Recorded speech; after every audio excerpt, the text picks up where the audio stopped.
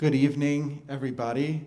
So glad to see you here, and welcome to New Music, New College's presentation of our fall salon featuring cellist Natalie Helm. My name is Mark Dancigers. I am the director of New Music, New College and assistant professor here at the New College of Florida. And we are thrilled to be able to continue our salon series tonight with this special event. I want to begin with a couple of thank yous. It takes a lot of people to make these events possible. I want to thank Provost Suzanne Sherman and President Pat Oker for encouraging us to present this event. I also want to thank the dedicated staff in the Office of Communications and Marketing.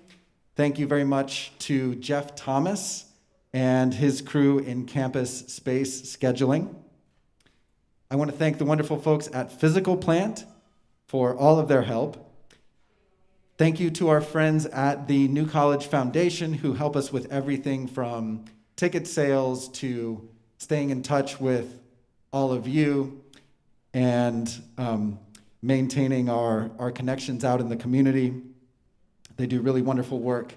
Thank you so much to Daniel Hernandez in the Office of the Division of Humanities, who helps coordinate our New Music, New College events.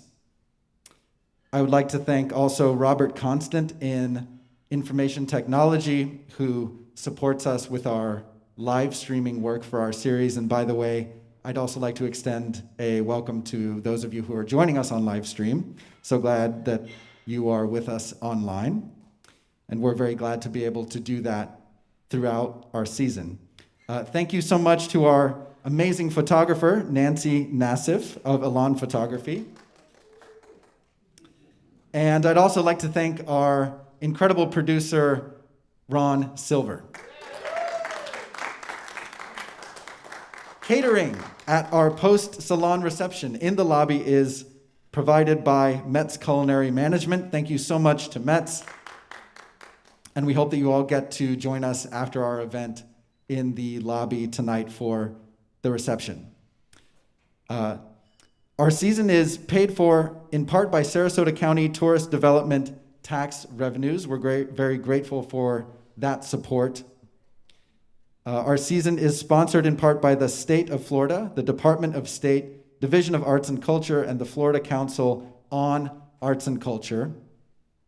We're also very grateful for that arts support from the Department of State.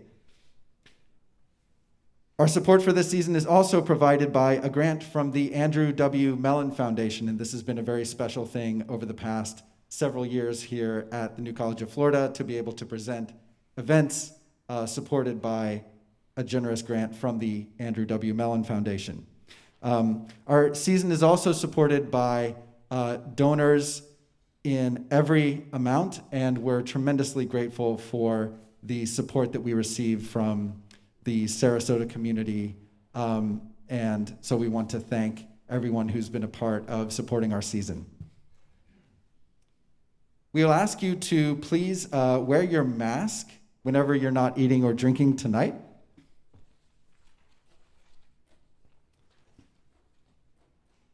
Our salons are a series that has 3 themes. And so if you've been to a couple of salons, you might be familiar with these. If you're just joining us for the first time, this will be new. You don't have to remember the themes, but there's a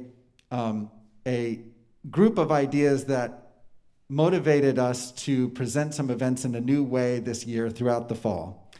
The first theme is that we're excited to present musicians from right here in Sarasota who themselves are out in our city presenting music in new and innovative ways.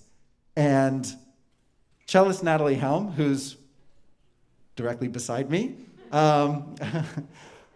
is just a real champion of creating new opportunities for presenting classical music in ways that are innovative, that are designed to reach audiences in unexpected ways.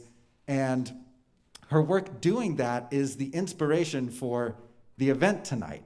In 2020, when we were all taking in music mostly online, and I know many of us are still doing that at the moment, but sort of at the height of the time of musical events happening almost exclusively online, Natalie started a couple of really interesting initiatives, and one in particular was posting videos of movements from Bach cello suites online on social media, paired with really beautiful and thoughtfully chosen quotes from various different types of sources.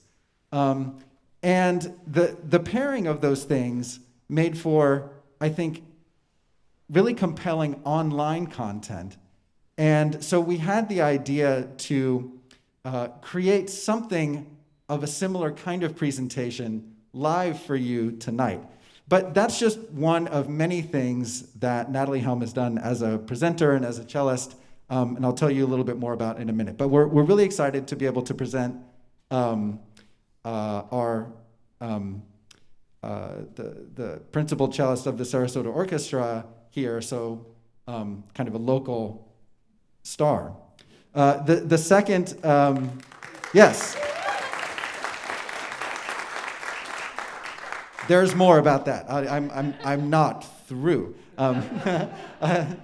The second theme is that on our salons we're presenting music that is sort of in and around the world of new music for which our series is known.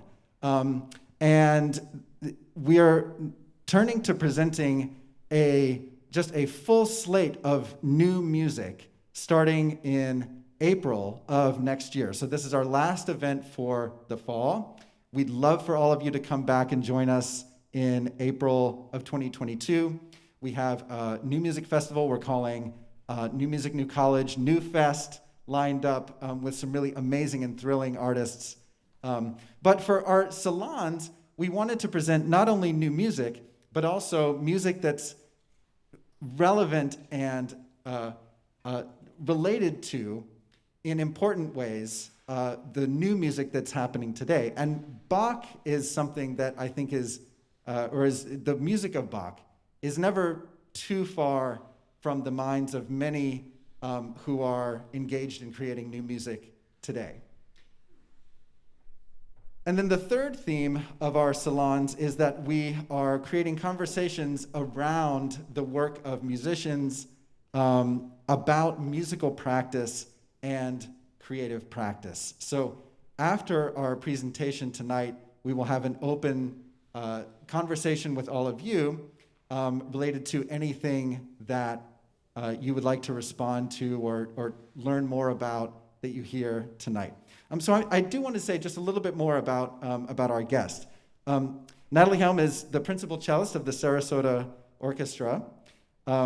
She enjoys a career in which she appears as a chamber musician, as a soloist, as an orchestral musician, and as an educator. She has done many sort of extraordinary things within the classical music world, is on the faculty of summer programs at places like Curtis, Interlochen. But also what's so interesting is that she has pioneered new ways of presenting music, most notably through a not-for-profit called Upward Notes that has brought classical music into all kinds of different places that rarely get to experience this art form. So we're really excited to present Natalie Helm performing the music of Bach for you tonight. Thank you for being here.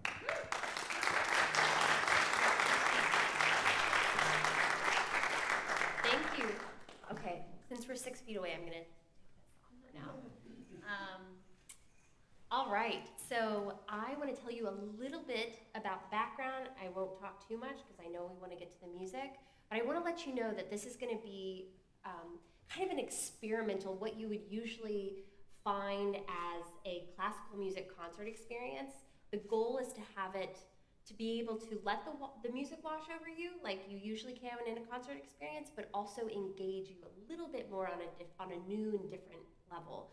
And what kind of brought up this idea for me is over quarantine, I got really into studying positive psychology.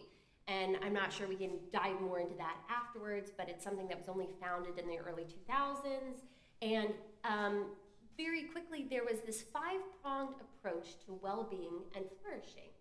And as I'm reading it, of course, I'm reading it from the music world perspective, from my life, my career, and I'm like, what is missing kind of out of the classical music concert experience that I could add to that to make it more well-rounded?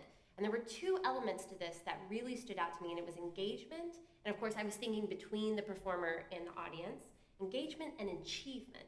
And I thought, as a performer, I walk away from a performance feeling like I achieved something, because I'm like, oh, that was a good performance, or oh, that could have gone better. But you still have that achievement of having prepared and being presented. And I thought, I know the audience feels achievement when they leave, but can we magnify that more and kind of discover that together? So I thought one element of that would be, when I walk into a room to perform, we have Bach's interpretation, we have my interpretation of what Bach meant, and then we have all of your all's interpretations in addition to that. So we all leave this moment, this experience, with different ideas of kind of what happened, but a very unique experience that we all individually experience. So today I'm going to dive a little bit deeper into that, and I'm going to ask for you all you can sit and enjoy the music and let it wash over you. But think of one single word. It can be an animal, it can be a color, a character, an emotion, something you feel, something or someone you picture when you hear this movement or this music. And at the end, we're going to take each of the 6 movements and we're going to collect 8 to 10 words from all of us. And I already have my interpretation, but I want to hear about what you all experience and how you all interpret this experience as well. So be thinking about maybe a word or a phrase or something that you can contribute at the end. And when I'm done playing through the whole suite, we will revisit the movements, and that's when you all will contribute to this experience.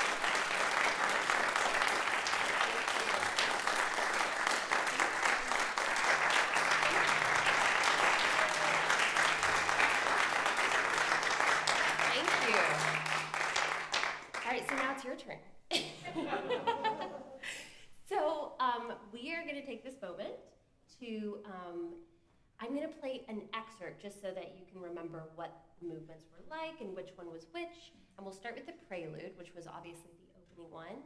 And I'm going to play the excerpt, and then we'll just have people raise hands and please come up with a word. Like I said, it can be an emotion, a character, a color, really an animal. We were actually discussing that earlier. Somebody really saw a giraffe in one of them. So nothing is too silly for this.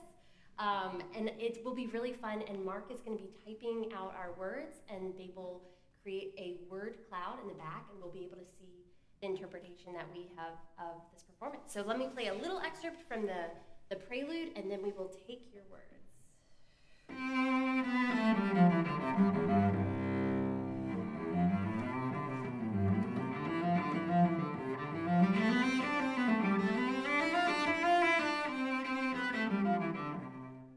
Very scalier, and I won't give away too much. The opening movement. So now it's your turn. Yes? A warm embrace. A warm embrace. Beautiful. Okay? Yes? Bold. Bold. I love it. Okay? Traffic on 41. Ah! Before or after the roundabouts? Okay? Power. Power. Excellent. Okay? Elegant dancer. Elegant dancer. Beautiful. Kaleidoscope. Kaleidoscope. I love that. Okay? Rushing water. Rushing water. All right. And one more. Fog. Fog. I love it. Okay. So yes. Okay. One more. Birds. Flock of birds. Flock of birds. I love it. How many did we get on there, Mark? Trying to catch up.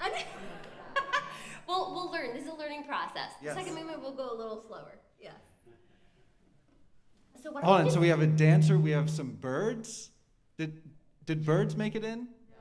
Yeah, flock of birds. Okay. Yeah. So as Power. you Thank you. yes, we had traffic, bold, kaleidoscope, embrace. Rushing water. Yes, these are all wonderful. Fog. Oh, fog. We can't forget the fog. I love it. I love it. And we should definitely dive more into these during our discussion. But as you can see, like, you know, each of us have our own visions when we're listening to this. And I think just kind of exploring those together is really interesting. So after we look at this a little bit, we're going to look at what my quote was paired with this in the very beginning. And the way I came up with these quotes, the process was me collecting all of these words that I felt myself. So I had 6 to 8 to 10 words myself. And then I really narrowed it in on exactly what I envisioned for this movement. And you know what's interesting is with Bach, we all learn these from a young age, and we will be learning them through, you know, our hundreds. And you know, Yu Ma has already put out 3 different interpretations, and all 3 are extremely different. So the interesting part is, you know, all of our interpretations, including mine, will morph as we experience life and stuff, which I think is really cool. So now we're going to put... Yeah, let me jump in just really quick. Oh, So Natalie, could you tell us which Bach suite was this? Oh, sorry. This was Bach Suite number 3. Great. C major. Yes. Yeah. So number 3 in C major. And did I miss anyone's words? I may have. Power. I think we have power. Excellent. Okay. Birds. I think we have the bits there. Oh, okay. Yeah, That's fine. Yeah. the typist will improve as the evening goes on. All right. So now we'll see the quote that I paired with it, which was "We rise by lifting others." And I decided that this, you know, for me, this suite is in the key of C major. It's very open and powerful, and it rings so well on the instrument. And it, you know, the entire instrument actually just opens up on, you know, that's the well, that was up too. But if it had been in tune, it would have really rung with the open C string. And I really liked the "We rise by lifting others" because I found so much positivity in this specific movement. And the scales, you know, when it gets to the arpeggiated end, it's going up and down, and so I just really saw the rising and ebbing, kind of like the flowing of a river, you know, and the stalling of traffic. Yes, very similar in a lot of ways. So let's move on to the Allemande now. The Allemande was,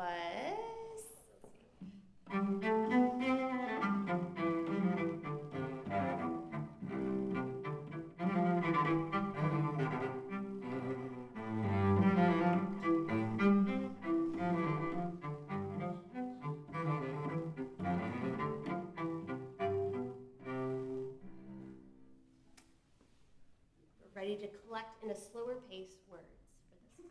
Let's start over here. Lively. Lively. All right. Yes? Delight. Delight. Beautiful. All right. Right here? Chocolates. Chocolates. Now you're talking my language. Love that. Okay? Well, you've got it, delight. Delight. Beautiful. Okay. Yes? Joy. Joy. Perfect. All right. How am I doing, Mark? Should I slow down a little? Okay. All right. Laughter. Laughter. Oh, I love that one. Very good. And we'll take a couple more. One in the back? Dancing. Beautiful. And last one? Yeah? You? Squirrels. Squirrels? That is so cute. I can see them with their little nuts right now. Yes. That's perfect. I love that. So we have, chocolates. It's a lively, joyful, cute movement, for lack of a better description. It's very, the little trills and the way he kind of places things here and there, and the elaborations is very cutesy for Bach. And you're like, which kid were you writing about here, he had 22 kids, so he had a lot of material within that lifetime. So these, yeah, that's a lot. Yes, okay, so here's the quote that I carried with it. There might be some credit in being jolly. And I thought the name, jaunty and jolly kept swimming through my head, and I was like, it's so, I kind of picture this, guy, walking down the street with, a little hat, a fedora, tilt to the side, just, with nowhere to go and nothing to do, sitting in the park, watching the squirrels, just very, happy with his life and satisfied, and just, so that was my image for this one. So, as you can see, we're all very similar in that one. Let's move on to the courant, which is one of my favorite movements.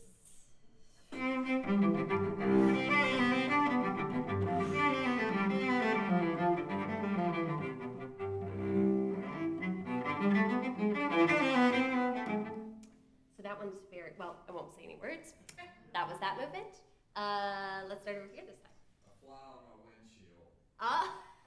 Aren't you the one that's in traffic too? They're always a little annoyances. I love it. Okay. Rain. What rain? Rain. Rain. Oh, I love the pitter patter. That's great. Okay. You mentioned before river. Why don't we use his name in German? Babbling Brook. Babbling brook. That's perfect because there's little stones that are getting it caught up. I love that. Okay. Symmetry. Symmetry. That one's really interesting and different that's a different perspective to look at it. I love it. Okay. Planting. Planting. So creating growth, the beginning of something. That's really beautiful. Yes. Bees. Bees. It's swarming bees. Lots. No, just flying around, doing their thing. Yeah. Kind of going on their way, getting their pollen. Exactly. I love that. Yes. All right. And one more. Marriage. Marriage. Oh, I love that. Why don't you elaborate that? No, I definitely, yes. Would you like to elaborate? You're more than welcome to. I don't know. Just I guess mostly the ending. It almost it was I don't know. It was I'm trying to describe this. Yeah. No, kind of this big burst of enthusiasm at the end, maybe? Not so much that. There's Uh-oh. this enthusiasm in the beginning, but also this sort of thing oh, this is just a dramatic moment that I feel good about it. I would describe it. Oh, the actual action of getting married? That, oh. A wedding, maybe. A wedding. Maybe? No. Yeah. Or yeah. Yes. I love that. That's really beautiful. That's excellent. So let's see, what do we have? We have symmetry. It means wedding on there. Yeah. Sure. Those are two different things. No, True. just joking. Uh, How true. I've only been married 2 years, so I'm still in the, yes, you're the same. Yeah. So this was my quote, let your curiosity be greater than your fear.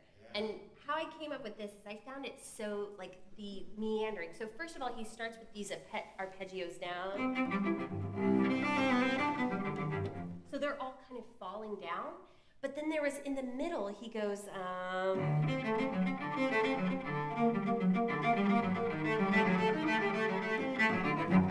so it's like almost somebody hesitating and going back and forth, and then just like, I'm gonna dive in and go for it, you know? And so I found that curiosity with kind of the going back and forth, and then the fear of just kind of like letting go and just, you know, letting curiosity be the guide. So that's how I came up with that one. The Saraband. It ties in well with weddings, I guess. Sorry? The quote also ties in with weddings, I guess. Yes, actually. Very good. I hadn't even thought of it from that perspective, but that's completely accurate. All right, so now we're in the Saraband.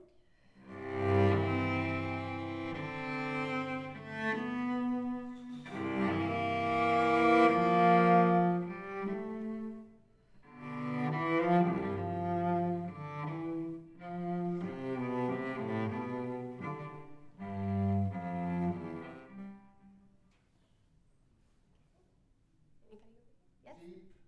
Deep. Deep. Excellent. Deep. Longing. Beautiful. Confession.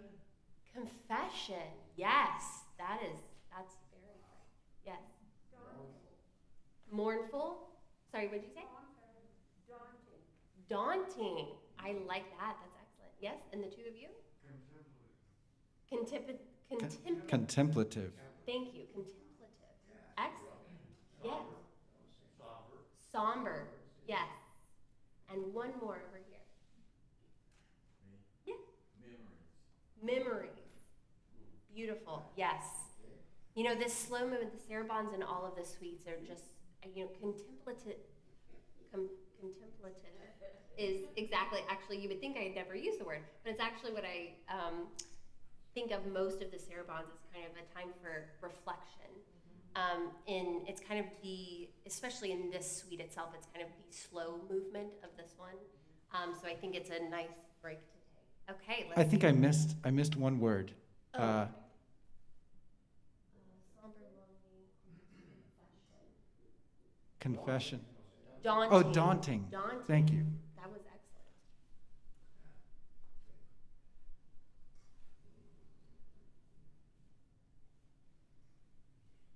I really like confession. That one's. It's like, yeah, it's like very vulnerable, you know, which Yeah. is this saraband definitely. All right. Comfort, peace, warmth, care, happiness, love. I knew I had found my home in you. I think it's forever.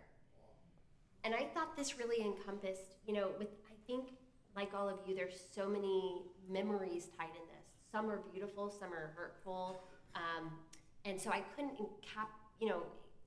capture everything that in one word for this one, because I always tried to tie it down to one word. So I really thought warmth for me was my main one. I feel very comforted by my memories when I play this, and so that's how You can't see the name of the person there. Oh, sure. Oh, yes. Drishta Buddhist. Bhatia. Yeah, A Drishta Buddhist Bhatia. monk. Yes, yeah. All right. And next is phrase.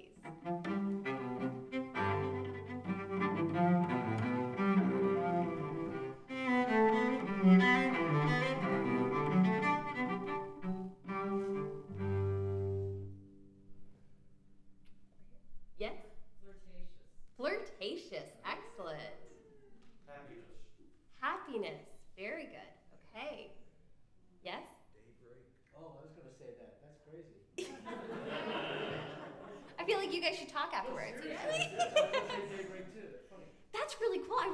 I would have never said that. So that's amazing. I mean, I agree with it completely, but that's beautiful. Excellent. Okay. Yes? Pleasing. Beautiful. Okay. Becky, sorry. Graceful. Graceful. Yes. All right. Have you gotten them all, Mark? Yes. All right. One more? Yes. Dancing up the steps. Dancing up the steps. I love that. Yeah. I like that a lot. All right. Flirtatious, coy. That's, I think this one has a lot of, what is that saying? Like definitely winks, but like tongue in cheek. You know, it's a little winky. All right. This is wonderful.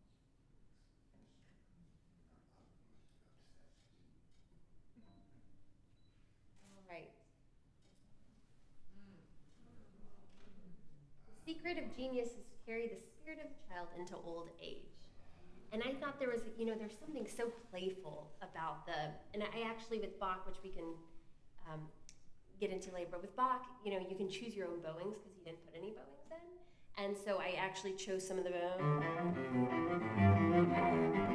kind of playful bowings to kind of simulate the playfulness of this movement. All right, last one, the Gigue. Any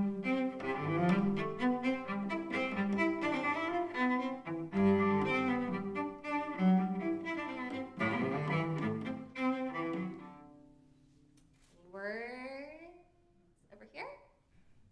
Yeah? Ceremony. Excellent. Very cool.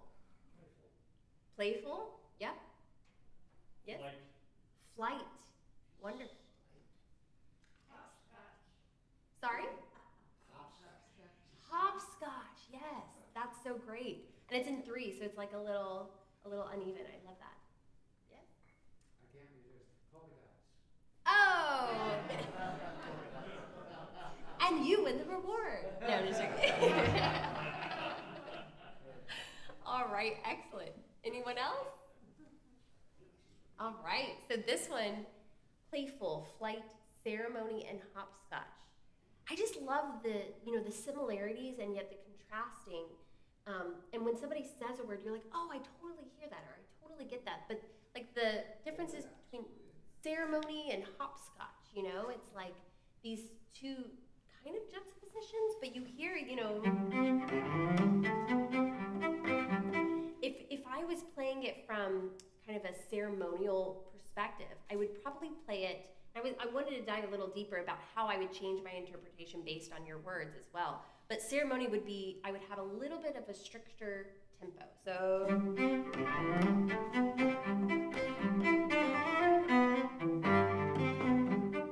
almost you could clap along to it. And if it was hopscotch,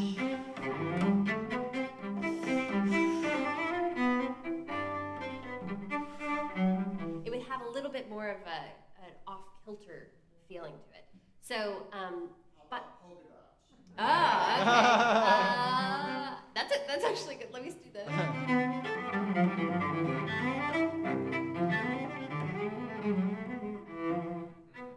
Kind of cutesy. I don't know. All right. Excellent. Very cool. Well, thank you all for doing this experiment with me. I'll be very curious. Oh, right. My love her but leave her wild. Yeah. I know, my husband was like, what is this about? No. But I have always loved this quote, but I thought it fit this. And I've actually been playing this movement since I was, I learned it my first year playing cello. So I played violin for 11 years, for 7 years, and I switched to cello when I was 11. And this was one of the first things that I played a box, and so I've been playing it, and it's morphed into just something that I feel really freed when I play it. This is one of my favorite movements, so I thought that kind of fit the wildness and rambunctiousness of this movement. So yeah, thank you all so much for participating. I was curious to see how this would play out, but I think it's been really fascinating. Yes, thank you all so much. Yeah.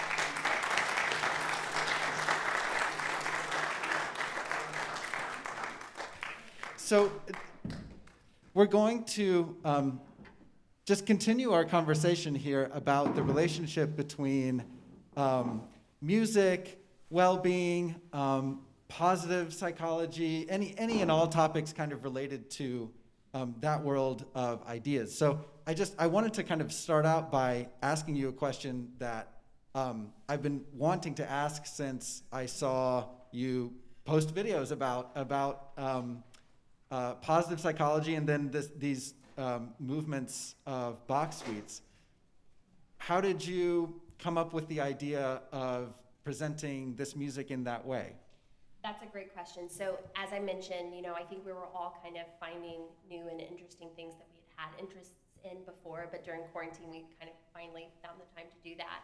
And psychology was always one of those things I was really interested in, and so I started reading a lot about, specifically, as I mentioned, positive psychology, which is a whole different kind of chapter of psychology. And this book called Flourish by Martin Seligman, who is the founder of this.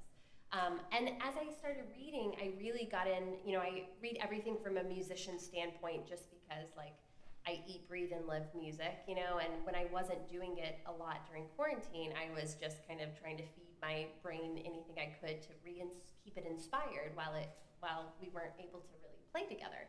And so I decided I wanted to reach out through social media and provide music to people that, since we weren't giving concerts, and I wanted to experiment with the Bach suites in particular because I had never played through all 6 suites, and this was kind of something that cellists strive for in their career, but rarely find the time to do it, except for the ones that are soloists. And so I was like, if I don't do it now, I'm not going to do it. So I sat down and I was like 36 days, because there's 6 movements for 6 suites. 36 days, and I will just learn them and play them all, and however it sounds is how I'm going to post it. And I thought, I want to add this extra element of positive psychology that I've been learning so much about. And for me, in order to play these, we've studied them, but we haven't necessarily practiced and internalized them enough to perform. And so I was familiar, of course, with every suite, and I already had the sounds in my head and the sound world that I wanted to create. So I thought, just putting words to it is going to be helpful for me. It's going to be helpful to present it in that style. So that's how I kind of came across this idea and finding these quotes with the music. Yeah, it's an amazing story and idea. Were there any aspects of it that were unexpected for you? Anything about the project when you were posting videos online that was a challenge, or in encountering the music again? Yeah. I'm sure after living with it for a long time. For sure. What were some surprises for you? So I'd say the two things. Being able to really narrow down my interpretation of these movements. Because a lot of times we play instinctually as musicians, and especially professional musicians, orchestral musicians who always have a new piece in front of them every week. We constantly are putting on new programs. We don't get a time to really get saturated with our interpretation and how we would play it. So I think taking that time made me realize how almost uncertain I was about certain things, and really having to find my words and my inspiration was more of a challenge than I thought it would be. And then the second thing was, at the beginning of a project, it starts with suite 1, and just so you all know, they progress.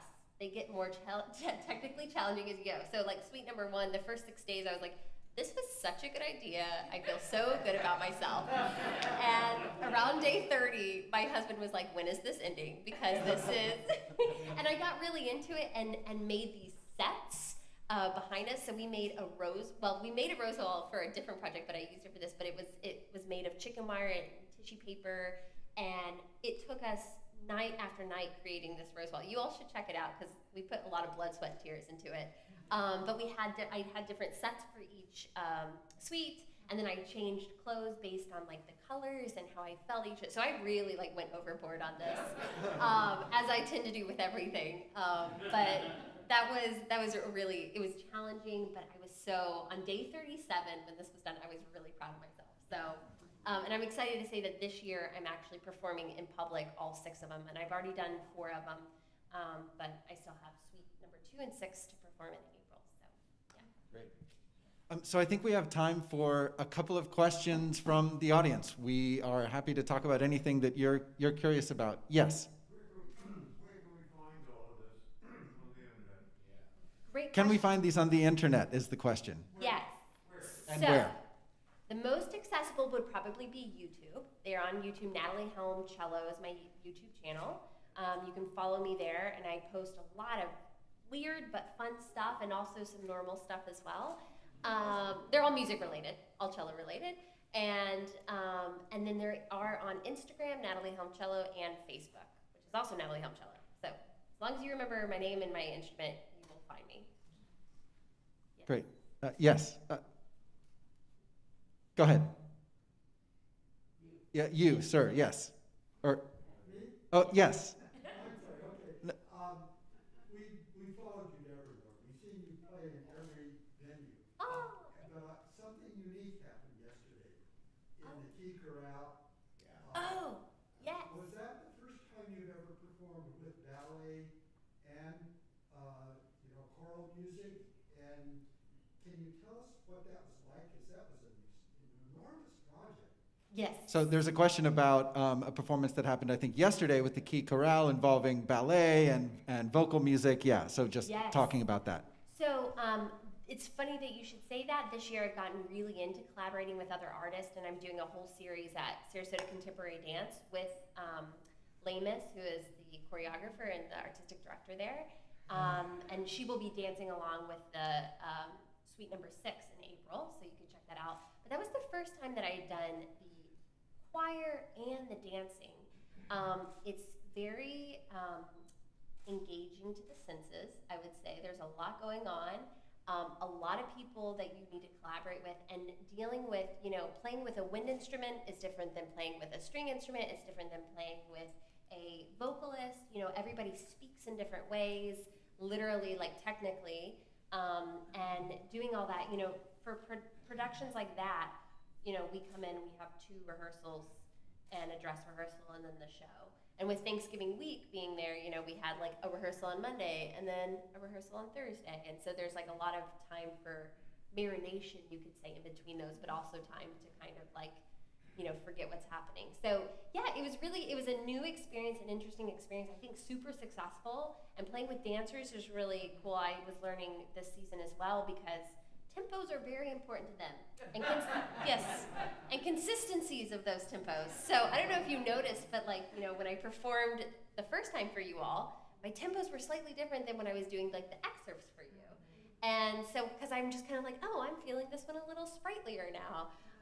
But with a dancer, that doesn't really go over well. So there are elements, but thank goodness for a production like yesterday's, we have a conductor, and all the responsibility falls on the conductor. So I was like hands off on that one, but yeah. Great. Yes. I have a serious 2-part question, but I have to keep my image up with a silly remark. I noticed in your program that your cello is from 1803. I feel bad for you that you can't afford anything newer. That's the first time I've heard that, actually. That was good. Seriously, 2 parts. Does that come out of heading? They don't make them like they used to? And being that old, the upkeep and maintenance of it, I just wonder if you could just expound on that a little bit. Yeah, excellent questions. So it's kind of like a fine wine, I'd say. Oh, do you So wanna no, repeat yeah, the yeah. So the question? question is just about the care and upkeep of the cello. Yes. Right, yes. And kind of, why an older instrument versus a new, and what qualities those have. So I could give you a really long answer. The short answer would be every country in every time period has had a prime kind of, I wouldn't say every country, but most countries have had a prime period in history that they've made instruments that, have only aged even well, like a fine wine, right? Because they're just made out of wood and they soak up anything that they've been through, so we can tell if there's more moisture in the air because the cello is like a little harder to play and doesn't respond as well. And then if it's cold, like it will shrink up and the bridge goes down just slightly so that your strings are hitting your fingerboard. So there's all these like little things that instruments do, and the newer ones are a lot more, they freak out a lot more in instances like that. The old ones are like, I've seen it all before. Like this guy's from Italy. He's like, I came over on a boat. Like, it probably flooded on the way over. So he is super. So like playing in a cold space like this and then walking outside into humidity would make a newer instrument possibly kind of creak and settle. And a lot of times once they settle, they have a much warmer sound to them. If you find a newer instrument, a lot of times the newest ones coming out now, being made, are they project really far in a hall. So this instrument is a little bit smaller, which is better for my hands. It's a full-size cello. It's not a 7/8, but it's a little smaller, and it's good for a space like this. It would not necessarily project all the way back to in a large hall on top of an orchestra. There's different qualities you look for. This is from Italy, 1803, and that was the finest makers were around Italy at that time. De Blasio was a student of Vintapani, who was one of the top makers in Naples, and so owning an old Italian instrument is a dream for all musicians, most musicians, I'd say. And I was lucky I found this one in Idaho. No, sorry, not Idaho, Iowa. Sorry. Iowa, and I was playing it for Des Moines Opera there, and the principal violist had a mother who had just passed away who had played in the Houston Symphony for years. And she was like, can you just try out this cello, see if it's any good? I'm thinking about selling it, and I was looking for a cello at that point. I'd already booked flights to all the big cities, Chicago, Boston, New York, Philly, to try out instruments, because that's what you gotta do. You gotta go to the shops and you say, here's my price range, and then they throw like 2 cellos at you, and you're like, And so I was like, okay, I'll try this one out. I played it. I was like, there's no way I can afford this, because I looked inside. Most instruments have a label that say the maker and the year and that have that information. And I was like, this feels like my instrument, but this is the first one I've tried. First of all, I don't think I can afford it. And second of all, I need to go to all of these places and try out everything before I know. At that point, I was the first person to play on a 2010 Martin Cornelissen instrument. He lives in the Berkshires, but a foundation in LA had given it to me. And so I was going from a brand new instrument that was really struggling with the different humidities and stuff like that to playing on this, which felt so good. So I flew to all those cities. I was in Chicago, the last stop. I called the owner and I said, of this instrument, I was like, okay, I'm gonna buy it. I don't even care, how many years it will take to pay off. And she was like, you know what? I'm too emotionally attached to it. I'm not ready to sell it. And on the spot, I offered her 10,000 more, and she was like, okay, come pick it up. So I bought a cello case, bought a ticket for the empty cello case on the plane, sat next to an empty cello case on the plane, so that because it was like a one-way deal, and met her in the Iowa airport, put the cello into the case, turned back around, and flew out. So that's the story of me and Ricky. Yeah, great. So I think we could take one more question, and then we can continue talking in the reception in the lobby. So one more. Gosh, I haven't been to this side of the room, so yes. I have a question about your breathing. Okay. Through the course of your performance. Yes. It didn't seem to be any consistent rhythm to it. It seems to be almost an emotional, transition-y thing for Yeah. you. Can you talk about that a bit? Yeah, so the question is about breathing throughout the performance and what that relates to. Yes, that's an excellent question, and actually I'm a very loud breather, and I get this question asked frequently. In fact, I took an orchestra audition, and they're all behind the curtains. It was for the New York Phil, and they wrote on my comment sheet, "You breathe too loudly." So it is a comment I've gotten for a long time now. But I don't actually know when I'm breathing or why. I think it's actually a physical response to playing the instrument, because it takes a lot of energy and a lot of power. And it's weird because you have to finesse, you have to take all this power from the back, but then you're dealing with these like really minute, movements. And so I think my breathing is a way for me to take the power and like transfer it, but have it a controlled state. And a lot of times I do, in orchestra, being a principal, you do lead your section and you need to move and be very kind of expressive of where you're playing and how you're playing and how you're phrasing. And so I do think I almost cue myself when I'm playing by myself. I'm like, dum bum, and so I'm kind of used to having that motion before I start playing and while I'm playing. So that's my best guess. Wonderful. Thank you all so much again.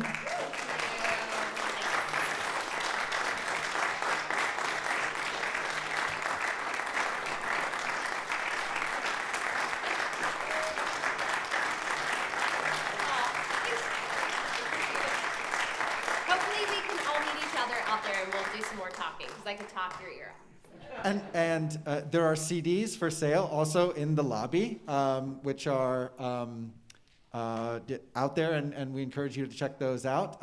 Also, New Music, New College brochures, which advertise the season that we will have in the spring. So thanks everybody again for coming. Thank you so much, Natalie, and stick around.